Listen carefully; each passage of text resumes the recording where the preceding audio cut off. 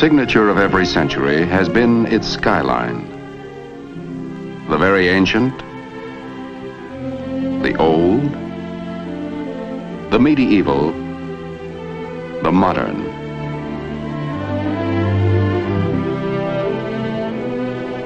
Imprints of man's never-ending path of progress, silhouetted against the ageless canvas of the sky.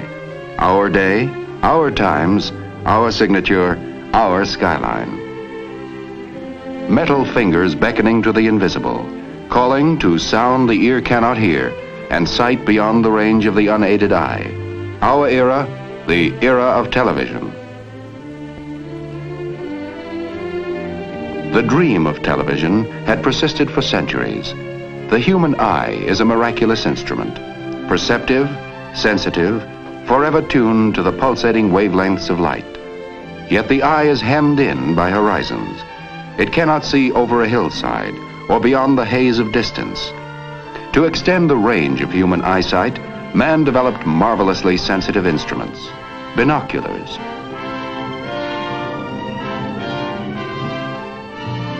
Giant telescopes to probe the furthest span of space.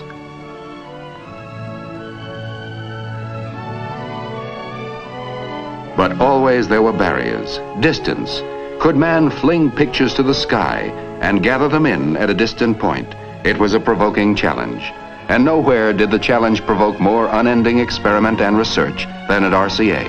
As far back as the 1920s, two men took up this challenge. They shared the irresistible dream of television. David Sarnoff, chairman of the board of RCA. Dr. Vladimir Zworykin, honorary vice president and technical consultant of RCA. Dr. Zworykin, every now and then I like to put the calendar back and remember another important occasion when you came to my office. You were a good salesman, and I was a good dreamer. We talked about broadcasting moving images by electronics. And I remember that I asked you what it would cost to develop an all-electronic television system. Do you recall your estimate? Of course I remember. I asked something like $100,000. Your estimate missed by quite a bit. It cost RCA more than $50 million to create, develop, and introduce America's first all-electronic television system. And since that time, as you know, RCA has spent another $70 million to pioneer and develop the compatible color television system. But how well that money was spent. We succeeded in extending human sight far beyond the horizon. Yes. This is wonderful thing about television. The extension of our sight. You are better acquainted with this progress, General, than anyone because of your participation and leadership in so many phases of television development. It was nearly 30 years ago that I came to your office with that tube, the first eye of television. Yes, I well remember it. Nearly 30 years ago. And what a great invention this tube has become. It certainly has fulfilled its destiny. Well, General, this is the grandfather of the pickup tube. Do you want to see the newest grandchild? Well, I'm all for grandchildren. Let's have a look at it. Well, here it is. Well, this certainly looks very interesting. What do you expect this grandchild to do? Well, that's what we call miniature Vidicon. And I hope eventually it will replace all the existing pickup tubes for all the purposes. Well, that's very interesting and certainly very promising because what we need to do is to reduce the size and the cost of these components so that television, color television, both at the transmitting and the receiving end, may be within the reach of everyone. That is my hope. The turning point came in 1923 when Dr. Zworykin invented the iconoscope. This tube, after years of further development, became the image orthicon, the electronic eye of the modern television camera.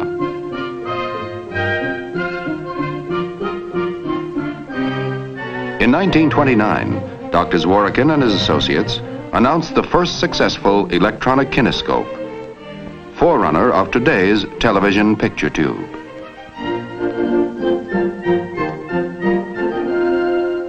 The circuit was complete.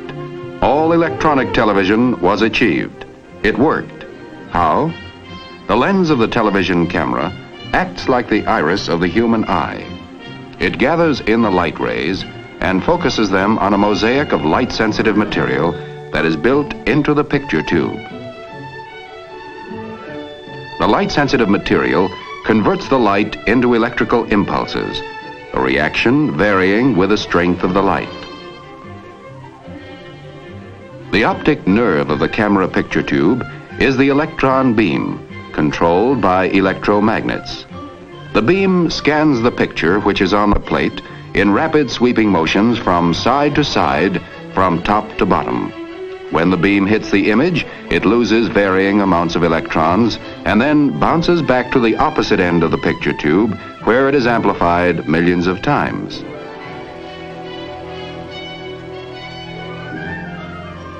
It is led off to the transmitter in the form of electric current.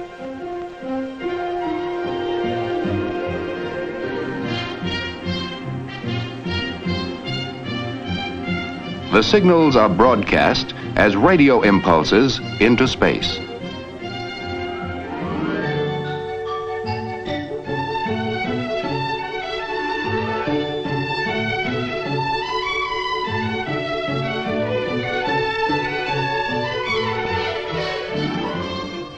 Heart of the receiving set is the kinescope. Here, the action is reversed. The stream of electrons, synchronized perfectly with those of the camera tube, literally paints the picture information on a chemically treated screen line by line. The glow is bright when the beam is strong, less bright when it is weak. Thus, the picture is reassembled. 1931. Atop the Empire State Building, the National Broadcasting Company, a service of RCA, erected the transmitting antenna for experimental television station W2XBS.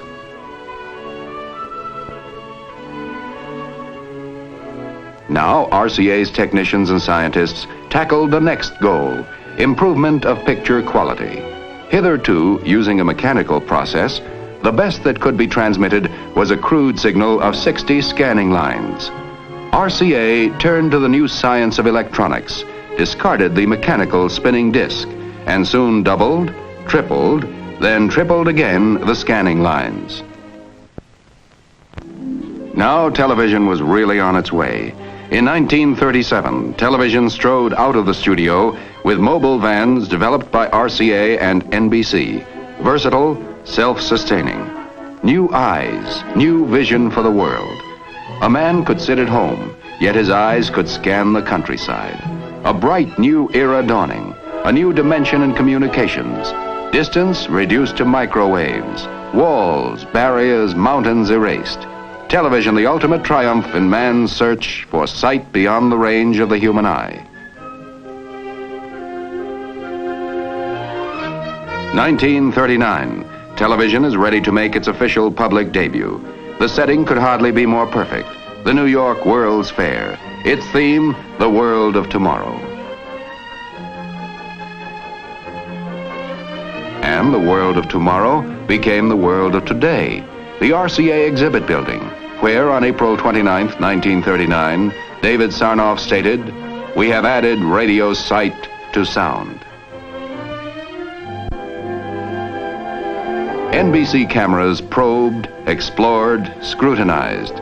Viewers watching the 3,000 television sets then in New York saw the first president ever televised, Franklin D. Roosevelt, officially opening the world of tomorrow.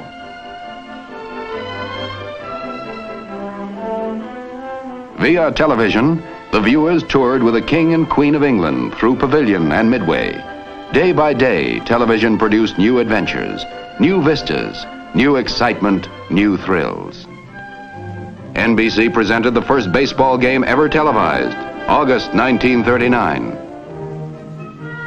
1940, the nerve-tingling drama of a national political convention, the first ever televised. Philadelphia and New York were knit together by the electronic miracle of television. Radio relays, pioneered by RCA, and the telephone company coaxial cables, wiped out the horizon as the far limit of telecasting.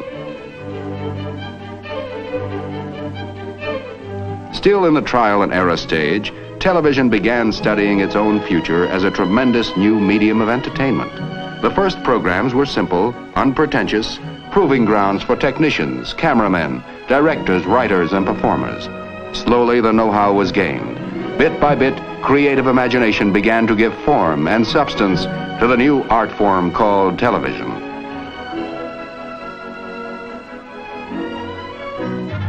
(1941), a fateful year, war, and the beginning of a 4-year blackout for commercial TV. And television enlisted for the duration. Research went forward at war tempo.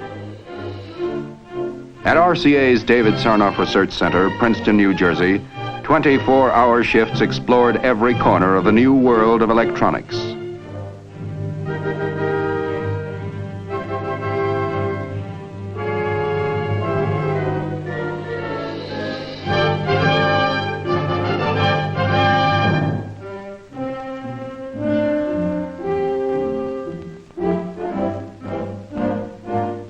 For submarine detection,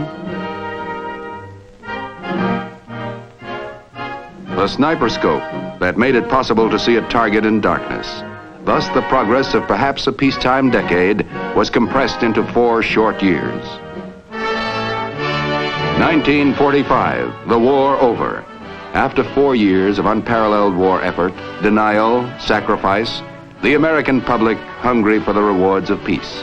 And television, with its promise of endless hours of enjoyment, entertainment, was part of the peacetime dream.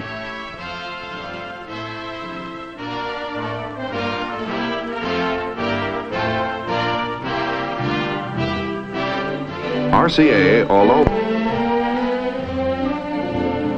1949, an historic television first, a presidential inauguration. As Harry Truman took the oath, the event was a dynamic industry employing more than 1 million. Television, an unparalleled blending of science and art, invention and engineering, private incentive and public service.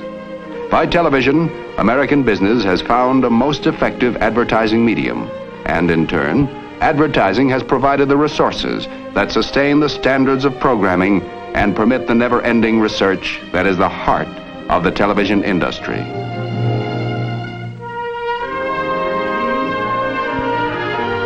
Television servicing alone has become a major industry, employing nearly 100,000 people.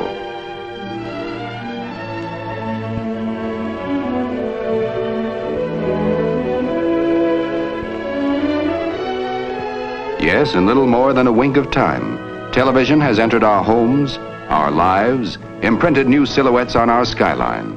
And all this has been just the beginning. There was still another dream to be realized. Still another dimension to be added. Black and white television had been the herald. It put millions of TV sets into our homes, built hundreds of TV stations, created an industry, an art, a public service, an exhilarating component of our American way of life.